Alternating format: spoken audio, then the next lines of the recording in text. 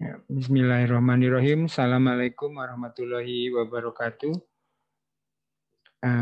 Innalhamdulillah nahmaduhu wa Waalaikumsalam. nasta'inuhu wa nastaghfiruh wa na'udzubillahi min syururi anfusina wa min sayyiati a'malina may yahdihillahu fala mudhillalah wa may yudhlil fala hadiyalah. Asyhadu an la ilaha illallah wahdahu la syarikalah wa asyhadu anna Muhammadan abduhu wa rasuluhu la nabiyya ba'dah. Alhamdulillah pada siang hari ini seperti biasa kita mengadakan acara bimbingan klasikal di IDN untuk bimbingan konseling yang seharusnya per jenjang ada materi sendiri, tetapi karena untuk semester ini kita belum mempunyai sumber daya yang lengkap, sehingga di semester genap 2020-2021 kita jadikan satu dulu temanya. Insya Allah di tahun ajaran baru akan berjenjang dengan tema tersendiri. Tidak kita lupakan sholawat dan salam kepada junjungan kita Nabi besar Muhammad SAW beserta keluarga, sahabat, serta orang-orang yang mengikuti sunnahnya. Ya, Kak Sinyo izin share screen ya. Share screen sebentar. Untuk tema kali ini yaitu tentang problem solving. Tentang problem solving saya angkat dulu. Ya. Agar apa yang kita bicarakan ini berkah dan bermanfaat dunia akhirat, mari kita membaca basmalah. Bismillahirrahmanirrahim. Baik, untuk tema di pekan ini yaitu problem solving. Ya, tetapi tema yang untuk umum, jadi ini nanti termasuk untuk SMP dan SMK dan termasuk tahfiz. Itu Kak Sinyo yang membuat. Kalau yang untuk di SMP Ikhwan ada Kak Ismail membuat, isinya tentu berbeda ya, tapi hampir sama. Kemudian juga di SMK juga ada Kak Khairul dan Kak Dede. Nah, untuk Kak Sinyo ini untuk Ahwat, dan juga jika ada dari sebagian santri Ikhwan yang baik SMP maupun SMK yang tidak hadir, sehingga bisa nanti mengikuti tema yang diberikan. Baik, problem solving ini merupakan kemampuan dasar manusia ya, semestinya menjadi bekal untuk sejak anak-anak diajarkan gitu oleh orang tuanya. Tetapi banyak anak-anak yang mengalami keminiman atau kemampuan problem solvingnya yang minim gitu. Jadi ada contoh kemarin di SMK Ikhwan, yaitu seorang santri yang kalau dia buka Oreo saja ya, sama menyebutkan merek ya, kue gitu, itu dia sudah kebuka tapi mau ngambil aja dia bingung ngambilnya seperti apa. Nah, itu hal yang mudah ya bagi orang lain, tapi bagi beliaunya ternyata susah. Itu baru yang kecil, apalagi yang besar-besar. Nah, mestinya ini problem solving ini didapatkan bertahap sesuai dengan umurnya ya. Seperti itu nanti umur teman-teman semua SMP dan SMK yang sekarang hadir itu mestinya sudah ya menguasai banyak hal ya, semestinya seperti itu. Tapi kenyataannya kadang masih banyak yang kesusahan. Nah, makanya kami hadir tim bimbingan dan konseling untuk membantu memahamkan bagaimana sih kita memecahkan masalah, apapun masalah yang kita punya, seperti itu. Baik, kita masuk ke materi. Setiap orang tentunya ada mempunyai ini ya, menyebutnya masalah ya, masalah atau tantangan itu ya biasa ya, memang hidup seperti itu. Kalau nggak ada masalah apa nggak tahu apakah bisa disebut orang hidup atau tidak seperti itu. Ya, memang itulah tugas kita ya menghadapi berbagai tantangan.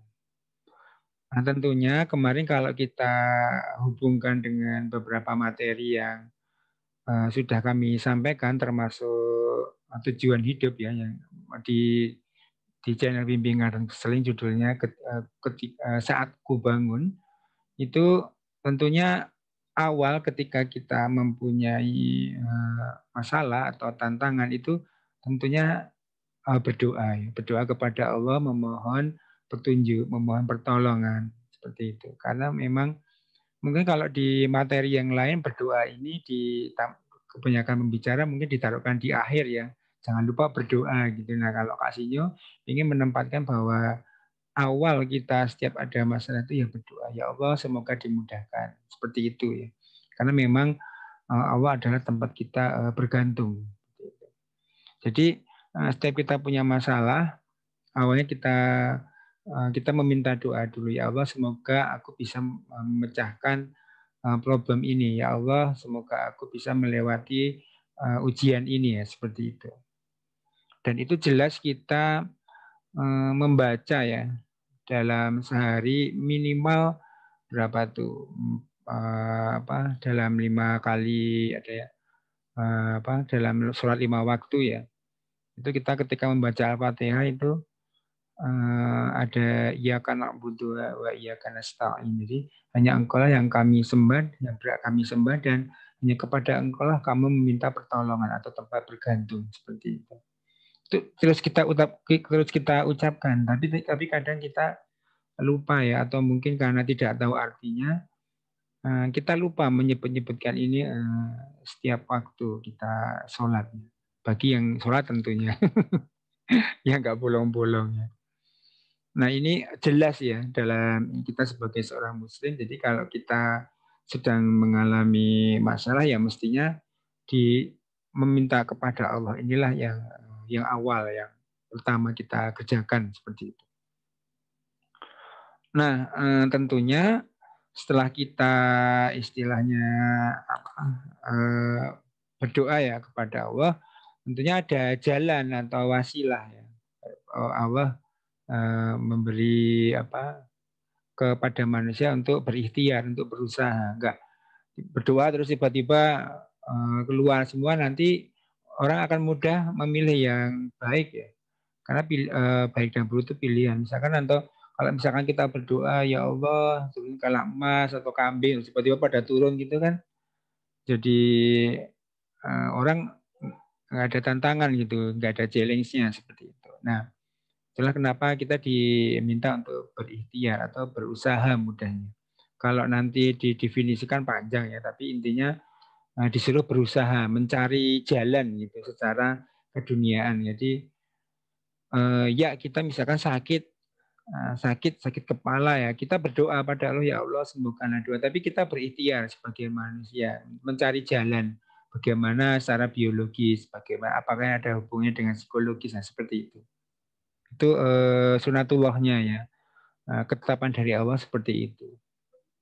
Nanti kalau langsung diijabah itu cuma hanya lewat doa, nanti banyak susah ya, nggak bisa semua jadi orang bertakwa. Nah, ikhtiar apa yang pertama kali harus dilakukan? Yaitu mengubah sudut pandang. Ini yang penting ya, mengubah sudut pandang. Karena sudut pandang ini itu akan menjadi pijakan bagi kita nanti dalam menghadapi tadi hal-hal yang akan kita pecahkan seperti itu. Nah, apa itu sudut pandang? Ya kalau sebagian besar orang ya banyak orang itu menganggap apa yang menghalangi dia itu sebagai masalah. Sebagai masalah ini ya akan susah ya. Kita akan kemanapun pergi akan menghadapi masalah ya. Mau misalkan aslinya saya di IDN, ustadzahnya itu cerewet-cerewet, ngomel bawe, pindah di sekolah lain ya akan menemukan hal yang sama. Seperti itu masalah. Jadi kalau itu dianggap masalah ya kemanapun kita berada ya akan menemukan masalah. Nah kalau kita menganggap halangan tadi, tantangan itu akan berbeda sudut pandangnya. Jadi ada semacam keinginan atau kebutuhan untuk memecahkan yang menghalangi tadi, nah itu beda. Jadi ketika kita, aduh ada ular, ya sudah, aduh aku pergi aja lah, itu berarti kita menganggap bahwa ular itu bermasalah gitu. Tapi kalau ada ular, tantangannya harus kusingkirkan kan. Jadi kita semacam kayak kita main game itu ya, kayak ada level-levelnya gitu. Jadi kita level 1, tantangan kita pecahkan, kita nggak oleh Allah akan diuji lagi dengan tantangan yang lebih berat. Jadi Allah itu memberi ujian atau halangan itu berupa kebaikan dan keburukan. Ya keburukan itu ujian, kebaikan ya ujian. Seperti itu. Nah, nanti akan kita menghadapinya ya enak ya. Keburukan ya dihadapi dengan kesabaran, kebaikan ya kita bersyukur. Intinya tadi memohon kepada Allah. Nah, sudut pandang ini pengaruhnya akan luar biasa ya. Kasihnya Kak Vero itu ya, Sada Vero itu kalau ngajar itu kejam galak, misalnya seperti itu. Ya sudah, nanti saya mau pindah saja Kak, mau pindah dari IDN, cari usada yang IT-nya oke tapi juga yang ramah. Sudah.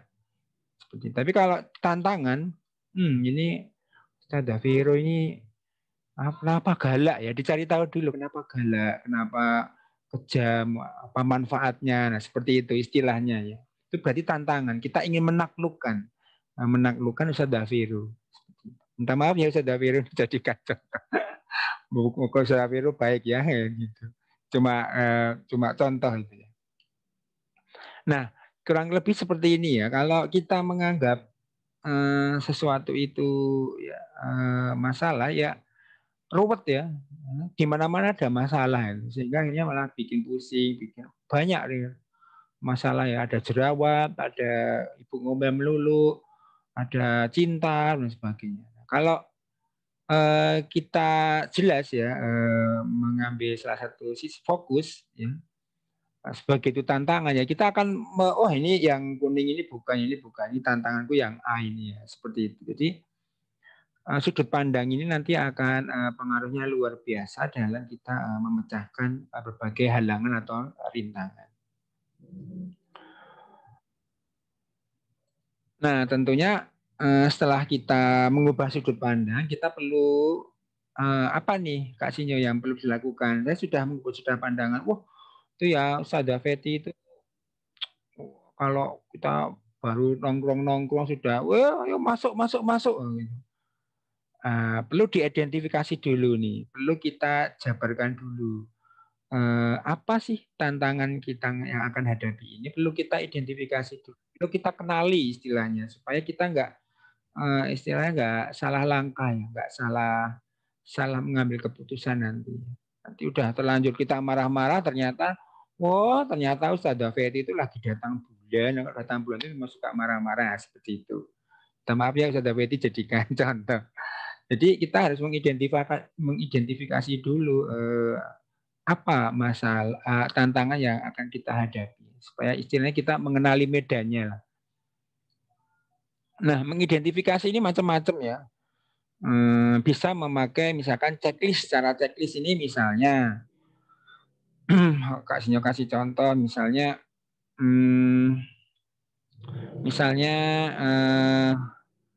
masalahnya siapa ini ya? Saya ambil contoh ya, ada Kak Aisyah. Nah, Kak Aisyah ya. Contohnya laptopnya rusak. Kemudian HP-nya mati. Kemudian ibu ngomel melulu, bapak marah-marah. Kemudian dibikin tulisan dulu semua ya. Kemudian suka sakit perut, jatuh cinta, itu dibikin dulu listnya. Nah, nanti setelah dibikin list, kita ambil yang paling ringan yang mana? Diurutkan. Misalkan, oh yang paling ringan ini bayar hutang ya. Kak Aisyah bayar hutang ke Kak Alisa. Hutangku 5.000. Nah, itu dikerjakan dulu. Jadi list ini manfaatnya seperti itu. Nah, kalau nggak di list bingung ya. Teman-teman, wah Kak, Sinyo, masalah saya tuh banyak. Nah, mestinya saya akan tanya sebentar, masalahnya banyak itu apa saja. Coba ditulis ya, ditulis. Ternyata masalahnya sebetulnya nggak banyak ya, cuma muter-muter doang seperti itu. Jadi ini salah satu teknik lewat cek membuat list ya, membuat daftar tantangan kita apa saja itu dibikin daftar seperti itu. Nah, ya contoh yang lain, teknik yang lain itu membuat mind mapping namanya. Mind mapping itu ya kita gambar ya, kita gambarkan apa sih yang ada di otak kita itu, masalahnya apa saja. Misalkan kita mau tentang memilih software kita mau milih software apa ya, apa Laravel atau apa dan sebagainya. Nah itu dibikin ini dulu, dibikin semacam mind mapping supaya kita tahu kebutuhan kita ini apa sebetulnya, seperti itu ya. Jadi tadi bisa list, bisa mind mapping. Misalnya di tengah itu misalnya masalah di IDN, nah gitu. Jadi dibedakan, oh masalah di IDN, masalah di rumah, atau masalahku, masalahku gitu kan kalau masalahku dibagi tuh, oh ada masalah di IDN, ada masalah di rumah, ada masalah dengan teman, ada masalah di komunitas gameku, ada masalah di media sosialku, seperti itu di mapping. Nah nanti digambar lagi, misalkan masalah di IDN, airnya ternyata banyak jamurnya ya, bikin wajah saya belentong-belentong misalkan, bikin seperti itu. Nah itu cara yang lain dari list tadi. Jadi kalau list tadi dibikin list, ya. Nah ini menggunakan cara mind mapping, hampir sama ya, hampir sama. Nah monggo teman-teman mau pilih yang mana, hampir sama. Masih ada yang lain ya. Itu cuma kasih ini teknik ya, teknik kita mengidentifikasi tantangan apa yang kita hadapi. Jadi jangan sampai banyak mikir ya, banyak masalah. Setelah saya tanya masalahnya apa Kak? Masalahnya saya tuh nggak punya uang Kak Sinyo. Misalnya itu yang utama ya, nggak punya uang. Kalau uang kalau udah punya uang ya masalah yang lain hilang. Seperti itu. Nah, setelah kita mengidentifikasi ya tadi, baik dengan cara list, membuat daftar, atau mind mapping, tentunya kita membutuhkan tahap pemecahannya kan. Sudah diurutkan dulu, oh ini kalau aku lihat ini masalah yang berat di aku ini adalah masalah cinta. Berarti itu dulu yang perlu dipecahkan. Nah, bagaimana tahap pemecahannya?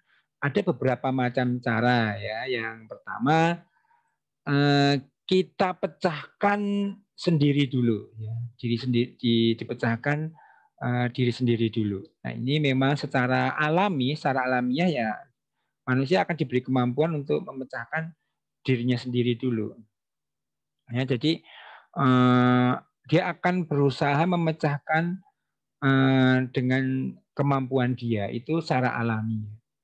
Nah, ini semakin banyak dibiasakan nanti luar biasa ya. Nah, memecahkan diri sendiri ini lewat kemampuan kita itu tentunya membutuhkan modal kan, membutuhkan modal. Enggak tiba-tiba langsung, wah lokasinya saya pokoknya mau bikin jaringan. Nah, ya tentunya kan butuh modal. Nah, seperti itu butuh pengetahuan. Nah, apa yang dibutuhkan kalau kita memecahkan diri, knowledge, semakin pengetahuan tentunya ya, lewat bacaan, lewat buku-buku, bacaan buku-buku, bacaan di internet. Intinya kita memasukkan pengetahuan ya, lewat membaca, kemudian melihat dan sebagainya seperti itu. Nah, yang kedua bisa lewat pengalaman langsung. Experience ini sama sebetulnya, belajar tapi dia dengan cara langsung. Ya. Misalnya contohnya seperti ini, aku pengen lagi nggak punya uang, berarti pemecahannya jualan. Jualan cimol. Nah, kalau tadi yang ilmu pengetahuan ini berarti teman lihat video di YouTube cara membuat cimol misalkan, atau lihat komposisinya cimol itu apa, dicoba, itu namanya ilmu pengetahuan. Atau langsung ya, jadi kita daftar lamar jadi penjual cimol di orang lain, namanya experience. Jadi experience, jadi memasukkan pengetahuan tapi lewat praktik langsung, sama sih. Nah, bagaimana apakah dua-duanya baik, ya itu tergantung situasi dan kondisi ya. Jadi tentunya kalau yang bagus ya langsung experience ya, tentunya lebih bagus lagi sudah membaca dan praktik langsung, nah seperti itu. Jadi kita ya ikut jadi penjual cimol, oh caranya seperti itu buatnya, seperti itu ya. Jadi ini kalau memecahkan diri sendiri gitu. Yang kedua, kalau misalkan tidak mampu, ada namanya ATM, ATM, amati, tiru, modifikasi. Jadi ini hal yang umum ya di mana-mana. Jadi misalnya Kak Sinyo, saya pengen memecahkan masalah. Saya itu pengen jadi novelis, pengen jadi penulis.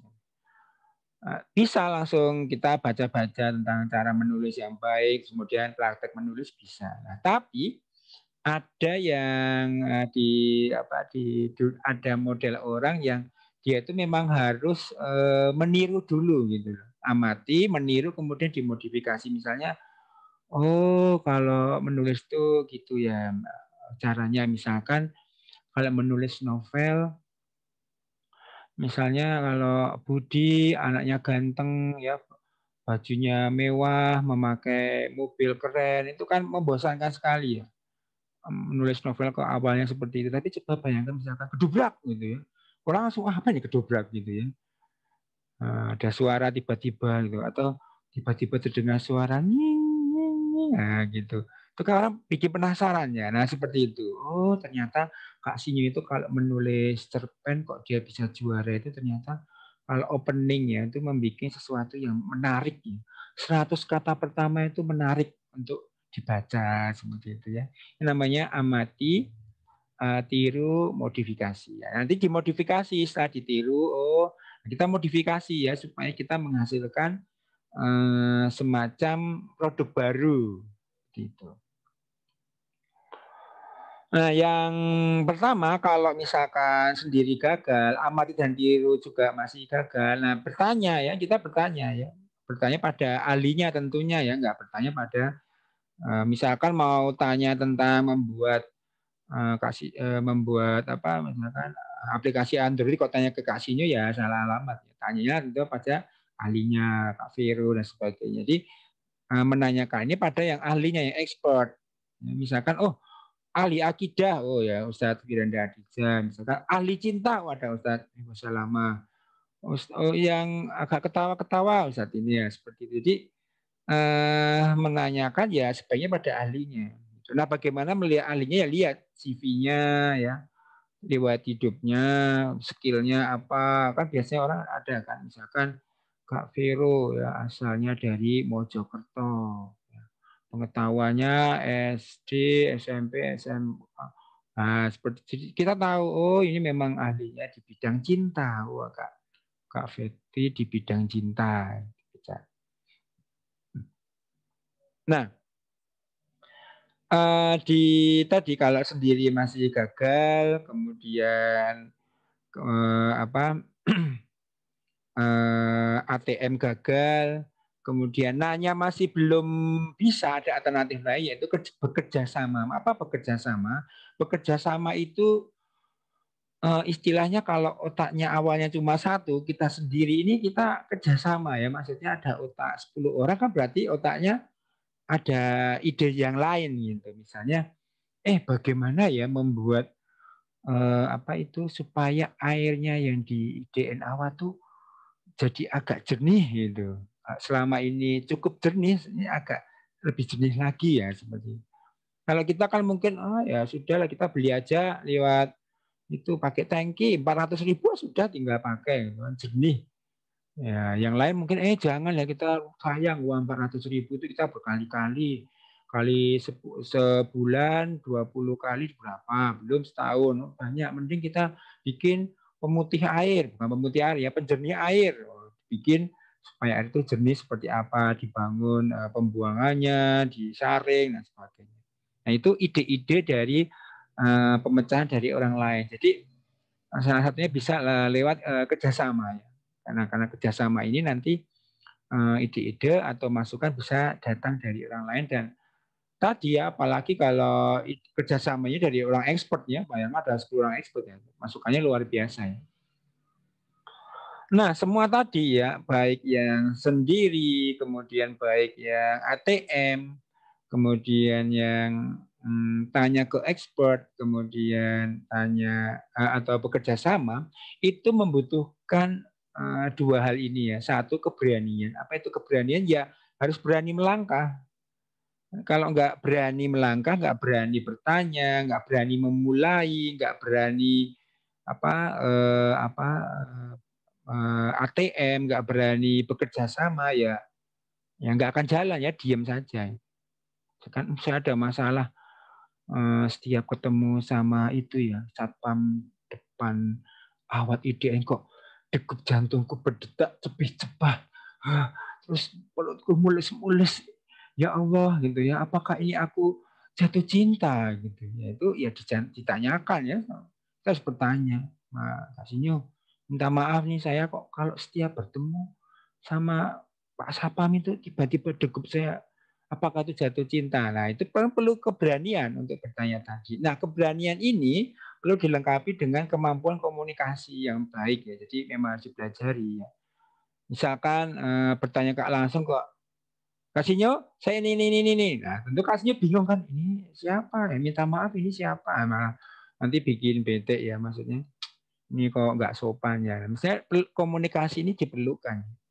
Assalamualaikum Kak Sinyo, kenalkan saya Aisyah, ya, gadis tercantik di IDN Ahwat. Nah, seperti itu ya. Mau mengenalkan diri ya, seperti itu. Jadi ini kemampuan yang perlu dimiliki selain keberanian, juga ada komunikasi. Mohon bantuannya untuk ini diperlukan. Seperti itu. Baik, itu materinya. Kita ke tanya ke sebentar, Kasihnya ini ya. Yang Ikhwan dulu ya, yang Ikhwan dulu. Kasihnya akan membacakan yang Ikhwan sebentar. Dari Ikhwan dulu.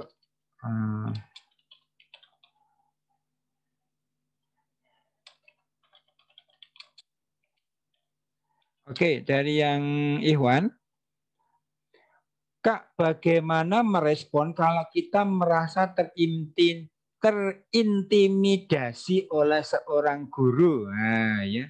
Bagaimana responnya jika kita terintimidasi oleh, kita merasa terintimidasi itu terancam ya, insecure gitu. Jadi ada misalkan ini ya, siapa besok tuh terutama yang di pojokan ya, kalau nggak mengerjakan nanti ustadzah suruh push up.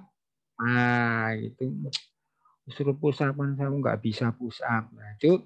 Nah, apa reaksi pertama kita jika misalnya kita mengalami seperti itu ya? Pertama, kita mestinya tahu peraturan di mana kita tempat tinggal ya, baik itu peraturan secara resmi maupun norma di sekitar. Misalnya peraturannya secara resmi itu seperti apa? Contohnya kalau di IDN ya, ketika awal masuk kan tentunya ada semacam ini ya, pengumuman tentang peraturan di IDN.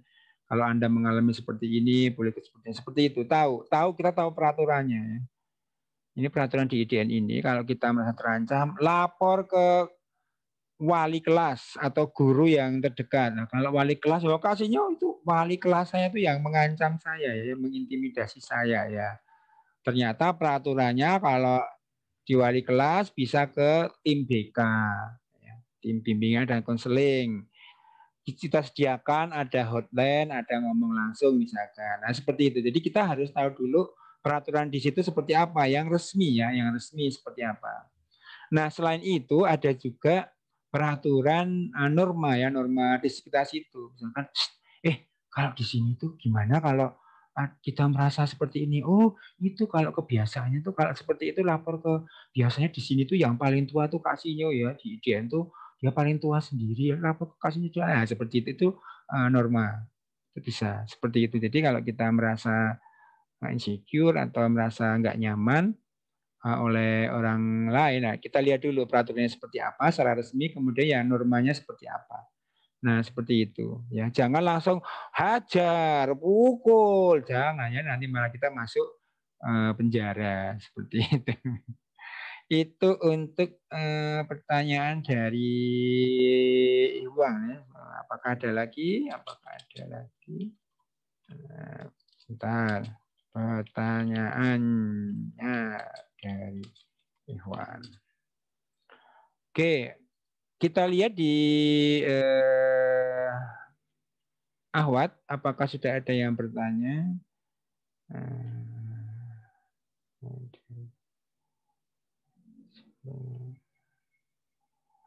Ya, ini ada, nggak boleh dibacakan pesannya ya.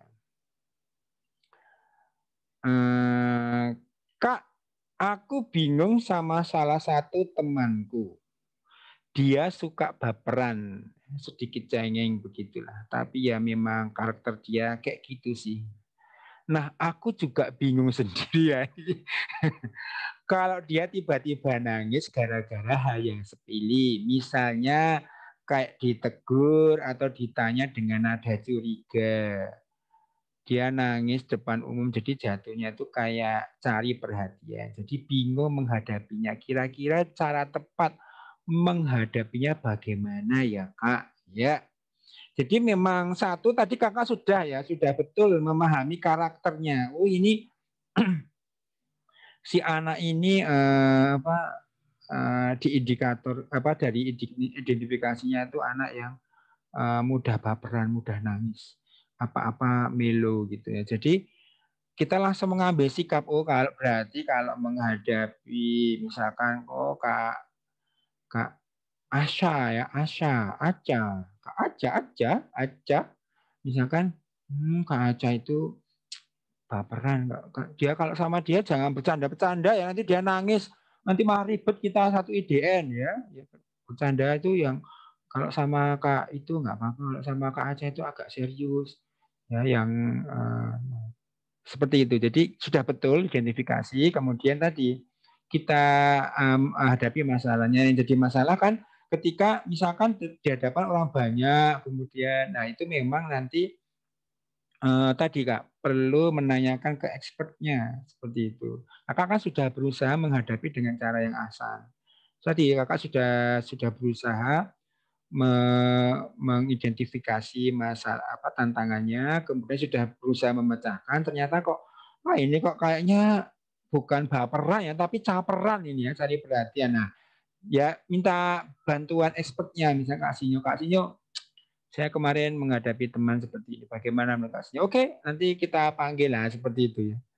Jadi sudah tepat. Nah, masukan dari Kak Sinyo untuk khusus teman yang ini yang tadi ya, memang sebaiknya ini perlu diselidiki dulu, apakah memang dia itu banyak masalah di rumahnya atau apa ya, diselidiki dulu, dan karena memang buah itu sumbernya bisa bermacam-macam. Kak Sinyo contoh seperti ini, misalnya ada kolam ya, kolam, kemudian ada suara blukuduk, tahu blukuduk ya?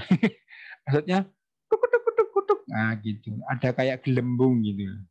Nah, gelembung ini kan buah ya, hasil. Nah, akarnya bisa bermacam-macam. Nah, ada ikan mungkin dia iseng tertarik pada lawan jenisnya, terus dia membuat gelembung. Kemudian ada yang rekahan bumi ya, buminya kulitnya merekah karena kena matahari. Nah, itu bisa. Kemudian ada beberapa tanaman yang dia memang apa ya, tanaman itu kayak semacam eh, mengeluarkan gelembung seperti itu. Nah, itu eh, harus diselidiki dulu ya, sedikit dulu. Nah, baru nanti dicari pemecahannya, apakah memang dia membutuhkan bantuan untuk menghadapi tadi ya, kebutuhan untuk bapernya tadi, atau memang dia terluka, Kak. Karena memang ada yang dia itu mungkin masalahnya banyak ya. Bukan karena karakternya dia, tapi mungkin masalahnya banyak. Coba bayangkan ya misalkan sudah ya masuk di IDN awalnya yang dia uangnya banyak, tiba-tiba misalnya ini bapaknya bangkrut, ibunya wafat misalkan, kemudian dan sebagainya, kemudian dia sedih kan, yang di pikiran dia itu sedih melulu, nah akhirnya dia baperan seperti itu. Nah jadi kita harus selidiki apa seperti apa penyebabnya baru dicari permasalahan. Seperti itu Kak. Jadi Kakak sudah tepat untuk ya hati-hati menghadapi dia supaya dia nggak mudah menangis. Oke, lanjut dari Kak, bagaimana caranya biar kita tahu passion kita? Oh ya, passion ya. Dari ya kelas tahfiz ya, ya passion itu ya tadi kemarin Kak Sinyo di pertemuan yang kedua itu kita harus bisa membedakan mana kebutuhan dan mana keinginan, ya, kebutuhan dan keinginan. Misalnya Kak Sinyo haus itu kan kebutuhannya air putih, ya air putih. Keinginannya bisa mungkin saya pengen minum, minta maaf sebut merek ya, misalkan minuman Sprite, Coca-Cola atau Pocari Sweat, itu keinginan seperti itu. Nah, passion itu mestinya itu kebutuhan yang sama dengan keinginan kita. Jadi keinginan itu kebutuhan kita, itu maka namanya passion. Jadi ya keinginan kita ya, tapi juga di situ ada kebutuhan kita. Jadi apa betul-betul arahnya ke sana gitu. Yaitu kebutuhan kita, yaitu keinginan kita sama gitu. Jadi itu arah, kalau penjelasan mudahnya seperti itu passion. Nah, bagaimana cara mengetahuinya? Nah, cara mengetahuinya kemarin sudah di Kak Sinyo jabarkan ya. Jadi kita mengidentifikasi dulu Kak. Seperti itu. Misalnya Kak Sinyo, kalau saya pikir-pikir itu ya passion saya itu di bidang desain grafis gitu. Nah, di mind mapping dulu atau dijabarkan kemarin seperti apakah betul kakak passionnya di desain grafis. Nah tadi ditanya ya, kenapa sih saya suka desain grafis? Oh karena uangnya banyak, karena apa mudah, saya suka menggambar. Kemudian orangnya gaul-gaul ya, nggak kayak di DNA Awad itu ya, kurang gaul. Nah, seperti itu diidentifikasi sama. Nah, oh ternyata setelah saya identifikasi memang ini sama ya, ini kebutuhanku dan keinginanku. Seperti itu. Sama kemarin Kak Sinyo kasih contoh di pertemuan kedua itu pegawai bank. Nah, Kak Sinyo apakah menjadi bankir atau pegawai bank itu passionku diidentifikasi. Ya, diidentifikasi termasuk agama ya. Oh ternyata haram bunga itu nggak boleh ya seperti itu. Nah, nanti passion tadi ya akan matching apa tidak, karena dasarnya tetap tujuannya adalah agama kita ya. Ternyata setelah oh ya memang ini sebetulnya passionku, tetapi ternyata nggak sesuai dengan agamaku. Nah bagaimana? Ini kan berarti problem kan? Bagaimana aku tetap bisa menggambar ya, tapi sesuai dengan syariat yang aman, yang tidak abu-abu. Oh, ternyata apa ininya dihilangkan, ya nggak ada matanya, itu boleh. Nah, seperti itu. Itu namanya problem solving, Kak. Seperti itu. Jadi tadi diidentifikasi, kemudian dicari apakah betul kebutuhan dan keinginan kita, semua itu, kemudian tadi tetap dengan landasan syariat Islam supaya kita tidak kecewa nanti setelah kita menjalani ternyata dilarang seperti itu ya. Oke.